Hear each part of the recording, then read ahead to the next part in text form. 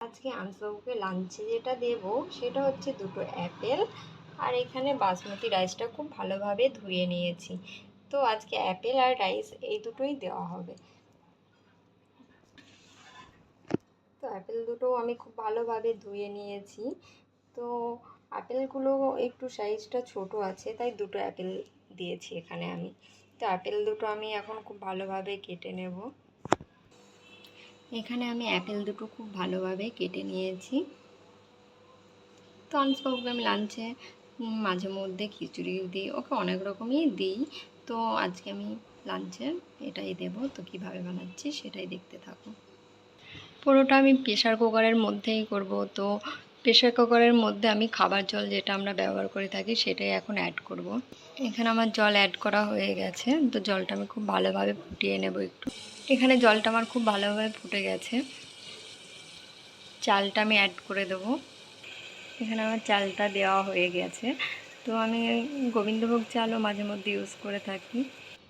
এখানে আমার চালটাও দেওয়া হয়ে গেছে।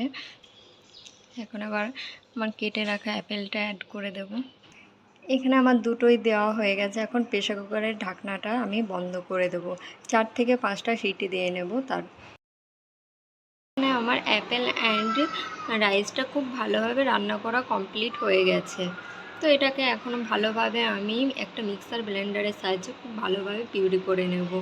এখন আনসবাবু সেরকমভাবে হাতে করে ম্যাশ করে খাওয়ালে খেতে পারে না, তাই আমি ওকে পিউরি করেই খাওয়াই। তো আপনাদের বেবিরা যদি খেতে পারে হাতে করে ম্যাশ করে, তো খাওয়াতে পারেন আপনারা। এটাকে এখন আমি পিউরি করে নেব, তারপরে আবার দেখা। এখানে আমি অ্যাপেল অ্যান্ড রাইসটা খুব ভালোভাবে পিউরি করে নিয়েছি।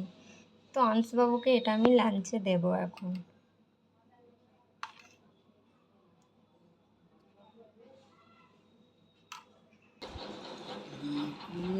এই যে আনসবাবু এখন খাওয়ার জন্য রেডি, বসে আছে। ওর খুবই খিদে পেয়ে গেছে। কুকু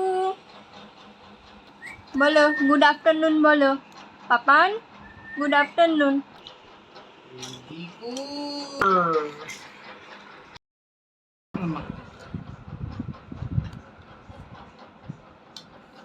নাও নাও মাম মাম মাম। মিঠু মিঠু, কি হয়েছে?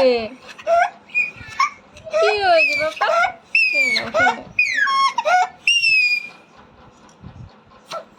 ভালো খেতে, ভালো খেতে, ভালো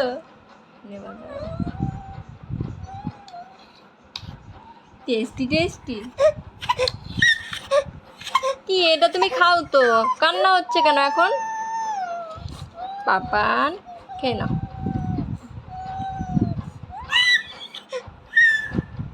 এখন রেগে আছে, খুবই খিদে পেয়ে গেছে ওর। না বাবাই, এই যে তোমার খেলনা।